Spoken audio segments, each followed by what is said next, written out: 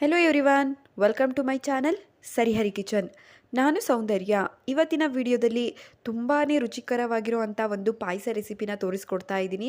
ಹಾಗೆ ಇದನ್ನು ನಾನು ಬೇರೆ ಒಂದು ವಸ್ತುನ ಸೇರಿಸ್ಬಿಟ್ಟು ಪಾಯಸನ ತೋರಿಸ್ಕೊಡ್ತಾ ಇರೋದು. ಈ ವಿಧಾನದಲ್ಲಿ ನಾನು ತೋರಿಸೋವಂಥ ವಸ್ತುನ ಸೇರಿಸ್ಬಿಟ್ಟು ನೀವು ಪಾಯಸನ ಮಾಡಿದ್ರೆ ರುಚಿಯಂತೂ ಯಾವ ರೀತಿ ಇರುತ್ತೆ ಅಂತ ನೀವು ಇಮ್ಯಾಜಿನ್ ಕೂಡ ಮಾಡಿರೋದಿಲ್ಲ, ಅಷ್ಟು ಚೆನ್ನಾಗಿರುತ್ತೆ. ಬನ್ನಿ ಹೇಗೆ ಮಾಡೋದು ಅಂತ ಹೇಳ್ಬಿಟ್ಟು ನೋಡ್ತಾ ಹೋಗೋಣ. ಮೊದಲಿಗೆ ಇಲ್ಲಿ ಒಂದು ಕಡಾಯಿಗೆ 1 ಸ್ಪೂನಷ್ಟು ತುಪ್ಪನ ಹಾಕ್ಕೊಳ್ಬೇಕು. ತುಪ್ಪ ಚೆನ್ನಾಗಿ ಬಿಸಿ ಆದಮೇಲೆ ಇದಕ್ಕೆ ನಿಮ್ಮ ಹತ್ರ ಯಾವ ಡ್ರೈ ಫ್ರೂಟ್ಸ್ ಇರುತ್ತೋ ಅದನ್ನೇ ಸೇರಿಸ್ಕೊಂಡು ಫ್ರೈ ಮಾಡ್ಕೊಳ್ಬೇಕಾಗುತ್ತೆ. ನಾನಿಲ್ಲಿ ಬಾದಾಮಿ ಹಾಗೆ ಗೋಡಂಬಿನ ಸೇರಿಸ್ಕೊಬಿಟ್ಟು ಫ್ರೈ ಮಾಡ್ಕೊಳ್ತಾ ಇದ್ದೀನಿ. ಅದ್ರ ಜೊತೆಗೇ ಬಾದಾಮಿ ಗೋಡಂಬಿ ಒಂದು ಅರ್ಧದಷ್ಟು ಫ್ರೈ ಆದಮೇಲೆ ಸ್ವಲ್ಪ ಒಣಗಿರೋ ಅಂಥ ದ್ರಾಕ್ಷಿ ಕೂಡ ಹಾಕ್ಕೊಳ್ತಾ ಇದ್ದೀನಿ. ಈ ಮೂರನ್ನು ಕೂಡ ಚೆನ್ನಾಗಿ ಕಲರ್ ಚೇಂಜ್ ಆಗೋವರೆಗೂ ಕೂಡ ಫ್ರೈ ಮಾಡಿ ಸಪ್ರೇಟಾಗಿ ಎತ್ತಿಟ್ಕೊಳ್ಬೇಕು. ನೋಡಿ, ಇಷ್ಟು ಕಲರ್ ಚೇಂಜ್ ಆದಮೇಲೆ ನಾವು ಇದನ್ನು ತುಪ್ಪದಿಂದ ಎತ್ಕೊಳ್ಬೇಕಾಗುತ್ತೆ. ನಂತರ ಇವಾಗ ನೋಡಿ, ಈ ಕಪ್ಪಲ್ಟಲ್ಲಿ 1 ಕಪ್ಪಷ್ಟು ಶಾವಿಗೆನ ತಗೊಂಡಿದ್ದೀನಿ. ನಾನಿಲ್ಲಿ ರೋಸ್ಟೆಡ್ ಶಾವಿಗೆನ ತಗೊಂಡಿದ್ದೀನಿ. ನೀವು ರೋಸ್ಟೆಡ್ ಶಾವಿಗೆ ಅಲ್ಲ ಅಂತ ಅಂದರೆ ಅದನ್ನು ಒಂದು ಸ್ವಲ್ಪ ರೋಸ್ಟ್ ಮಾಡ್ಕೊಳ್ಬೇಕಾಗುತ್ತೆ, ಒಂದು 2ರಿಂದ 3 ನಿಮಿಷ.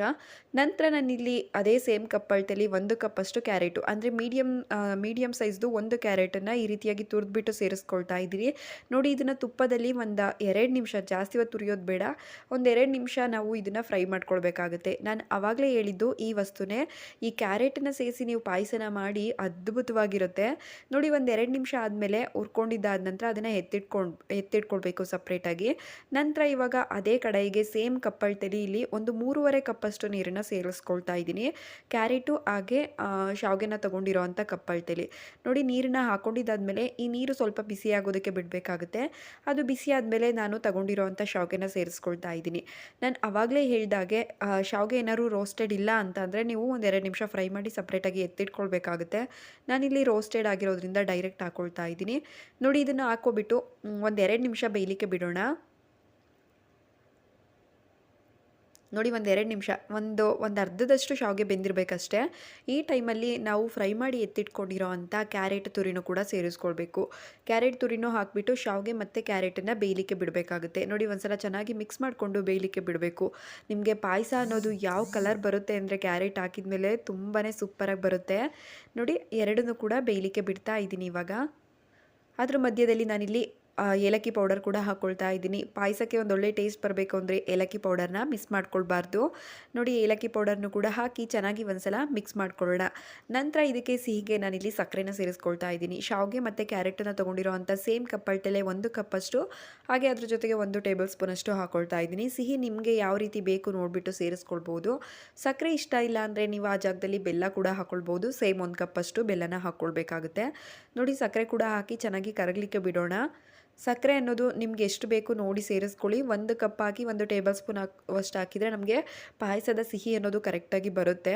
ಸಿಹಿ ಜಾಸ್ತಿ ಇಷ್ಟಪಡೋರಿದ್ದರೆ ಇನ್ನೂ 1 ಟೇಬಲ್ ಸ್ಪೂನಷ್ಟು ಎಕ್ಸ್ಟ್ರಾ ಹಾಕ್ಕೊಳ್ಳಿ. ನೋಡಿ, ಸಕ್ಕರೆ ಎಲ್ಲ ಚೆನ್ನಾಗಿ ಕರಗಿದ್ದಾದ ನಂತರ ನಾವು ಇದಕ್ಕೆ ಹಾಲನ್ನು ಸೇರಿಸ್ಕೊಳ್ಬೇಕಾಗುತ್ತೆ. ಹಾಲು ಅನ್ನೋದು ನಾವು ಇಲ್ಲಿ ಶಾವಿಗೆ ಮತ್ತು ಕ್ಯಾರೆಟ್ ಎಲ್ಲ ಬೇಯೋಕ್ಕೆ ಹಾಕಿದ ನಂತರ ನಾವಿಲ್ಲಿ ಹಾಲು ಕೂಡ ಕಾಯಲಿಕ್ಕೆ ಇಟ್ಕೊಂಡಿರಬೇಕು. ಕಾಯ್ದಿರೋ ಅಂಥ ಹಾಲನ್ನು ನಾನಿಲ್ಲಿ ಸೇರಿಸ್ಕೊಳ್ತಾ ಇದ್ದೀನಿ. ಹಾಲು ಬಂದುಬಿಟ್ಟು ನಾವು ಸೇಮ್ ಕಪ್ಪಲ್ಟಲ್ಲೇ ಒಂದು 4 ಕಪ್ಪಷ್ಟು ಹಾಕ್ಕೊಳ್ತಾ ಇದ್ದೀನಿ. ಶಾವಿಗೆ ಮತ್ತು ಕ್ಯಾರೆಟ್ ತುರಿ ತೊಗೊಂಡಿದ್ವಲ್ಲ, ಆ ಕಪ್ಪಲ್ಟಲ್ಲೇ ಒಂದು 4 ಕಪ್ ಹಾಲನ್ನ ಕಾಯಿಸ್ಬಿಟ್ಟು ಸೇರಿಸ್ಕೊಳ್ತಾ ಇದ್ದೀನಿ. ಗಟ್ಟಿ ಹಾಲಾಗಿತ್ತು ಅಂತ ಅಂದರೆ ಒಂದು 4ರಿಂದ 5 ಕಪ್ಪಷ್ಟು ಹಾಕ್ಕೊಳ್ಳಿ.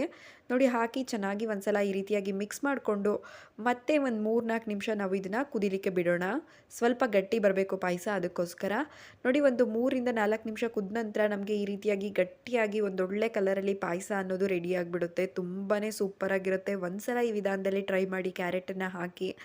ನೋಡಿ, ಒಂದ್ಸಲ ಮಿಕ್ಸ್ ಮಾಡ್ಕೊಂಡಿದ್ದಾದ ನಂತರ ಇವಾಗ ಇದಕ್ಕೆ ನಾವು ಡ್ರೈ ಫ್ರೂಟ್ಸ್ನ ಫ್ರೈ ಮಾಡಿ ಇಟ್ಕೊಂಡಿರ್ತೀವಲ್ಲ, ಅದನ್ನು ಕೊನೆಯದಾಗಿ ಈ ರೀತಿಯಾಗಿ ಸೇರಿಸ್ಕೊಳ್ಬೇಕು.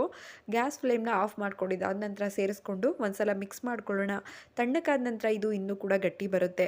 ನೀವು ಬೆಳಗ್ಗೆ ಮಾಡಿಟ್ಕೊಂಡು ಸಂಜೆ ತಿನ್ಬೋದು, ಅಥವಾ ಸಂಜೆ ಮಾಡಿ ಬೆಳಗ್ಗೆ ತಿನ್ಬೋದು. ಅಷ್ಟು ತುಂಬಾ ಸೂಪರಾಗಿರುತ್ತೆ ಪಾಯಸ ಅನ್ನೋದು. ಗಟ್ಟಿ ಆಗೋದಿಲ್ಲ, ಜಾಸ್ತಿ ಹೊತ್ತು ಬಿಟ್ಟರೂ ಕೂಡ ಗಟ್ಟಿ ಆಗಿರೋದಿಲ್ಲ. ನೋಡ್ತಾ ಇರ್ಬೋದು ನೀವು, ನಾನು ತೋರಿಸ್ತಾ ಇರೋ ಅಂಥ ಕ್ವಾಂಟಿಟಿ ನೀರು ಹಾಲನ್ನು ಬಳಸ್ಕೊಂಡ್ರೆ ನಿಮಗೆ ಪಾಯಸ ಎಷ್ಟೇ ಹೊತ್ತಿಟ್ಟಿದ್ರೂ ಕೂಡ ಗಟ್ಟಿ ಆಗೋದಿಲ್ಲ.